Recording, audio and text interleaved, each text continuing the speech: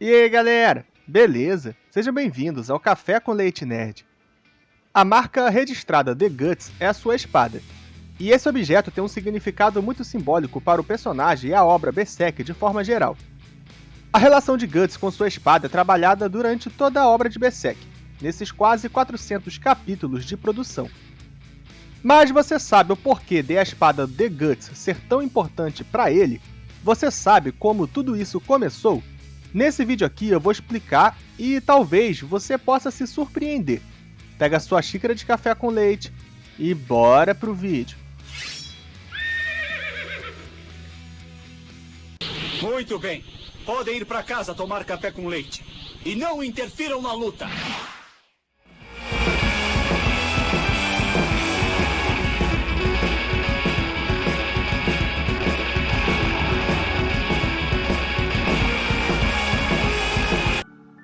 Quem conhece a história de Berserk sabe muito bem a trajetória do Guts, especialmente o início da sua vida, que foi bastante difícil.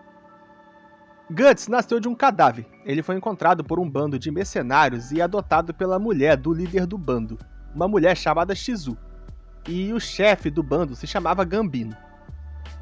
Desde o momento em que foi encontrado, Guts não foi muito bem aceito pelo bando, isso porque todos achavam que ele traria má sorte ao grupo, pelas condições em que nasceu. Sendo assim, a única pessoa que se importava verdadeiramente com o Guts e lhe dava algum afeto era sua mãe adotiva. Mas Shizu morreu quando o Guts ainda era muito novo, vítima de uma doença, e naquele momento a única pessoa no mundo que dava a ele algum carinho e afeto se foi. Perdendo sua figura materna, só restou a Guts a sua figura paterna, Gambino, que na verdade estava longe de ser uma boa figura paterna. Gambino decidiu que não era justo ele alimentar Guts de graça, então o menino deveria pagar por seu sustento ajudando ele nas batalhas e se tornando um guerreiro também.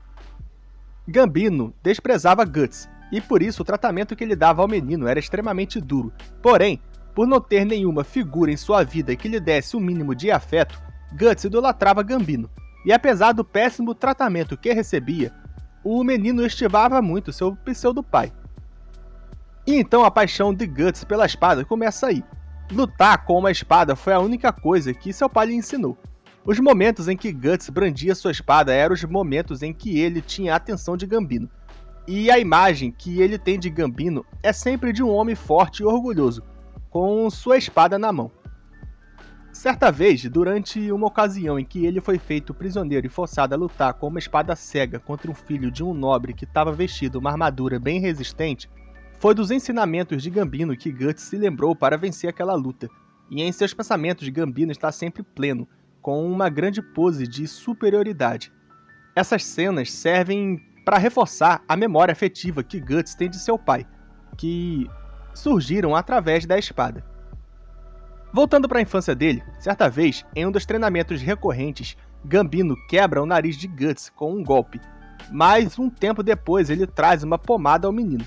Esse foi um gesto simples de Gambino, e que na verdade é muito pouco para reparar o que ele fez, mas para Guts foi um grande gesto, já que ele não tinha muitos gestos assim, e já que ele tinha tão pouco, ele precisava se apegar com força ao pouco que tinha. E esse único gesto de carinho que seu pai lhe deu veio por causa de sua espada. Outros poucos momentos em que Guts é reconhecido por Gambino também têm a ver com sua espada, como no início de sua primeira batalha, onde Gambino incentiva o garoto com orgulho a dar tudo de si, ou no final da batalha, onde ele lhe dá a sua primeira moeda e o incentiva a melhorar. Mas a memória afetiva de Gambino não é a única razão pela qual Guts desenvolveu uma relação tão próxima com a sua espada. A sua lâmina também lhe servia como companheira em momentos de solidão e perigo, como quando certa vez pessoas do grupo em que ele foi criado planejavam fazer mal a ele, e o menino, como garantia de segurança, se abraçou à sua espada para dormir. Nesse momento, sua espada não era apenas o objeto pelo qual ele ganha afeição, mas também uma companheira indispensável para sua sobrevivência. Falando em sobrevivência, isso é algo completamente gravado do DNA de Guts, e desde o momento de seu nascimento ele trava uma batalha feroz contra a morte, se negando a morrer mesmo nas condições em que nasceu. E durante sua criação como mercenário, isso foi cada vez mais enraizado nele, onde o menino entendeu que sua vida era simplesmente matar para não ter que morrer, e obviamente o que lhe proporcionava fazer isso era sua espada. Mas até mesmo quando Guts não queria, esse instinto se fazia presente. E mesmo quando ele não queria, sua espada lhe salvava. No dia em que Gambino lhe atacou, ele acidentalmente contra-atacou. Quando membros do grupo foram lhe abordar para entender o que aconteceu entre ele e o Gambino, Guts também instintivamente atacou quando percebeu o perigo. E naquela mesma noite, mesmo completamente sem esperança caminhando em um campo desolado e prestes a ser morto por uma alcateia, Guts instintivamente acabou com todos eles.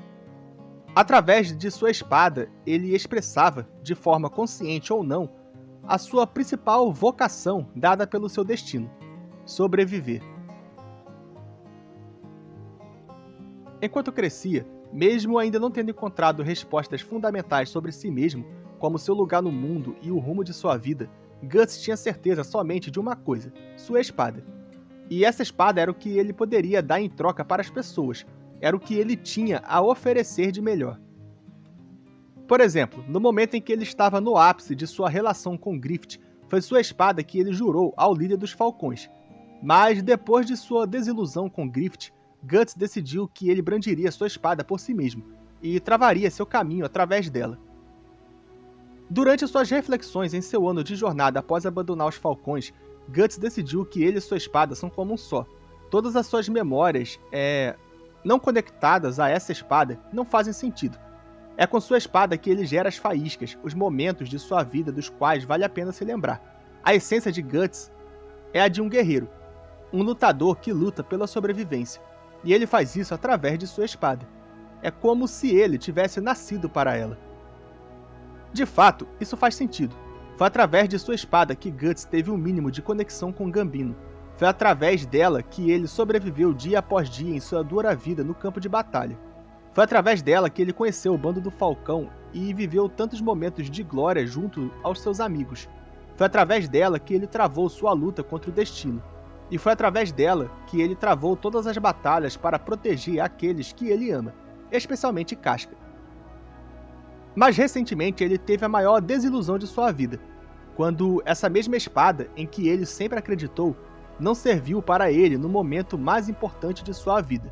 E essa mesma espada não pôde tocar no seu pior inimigo, que estava levando a pessoa que ele mais amava.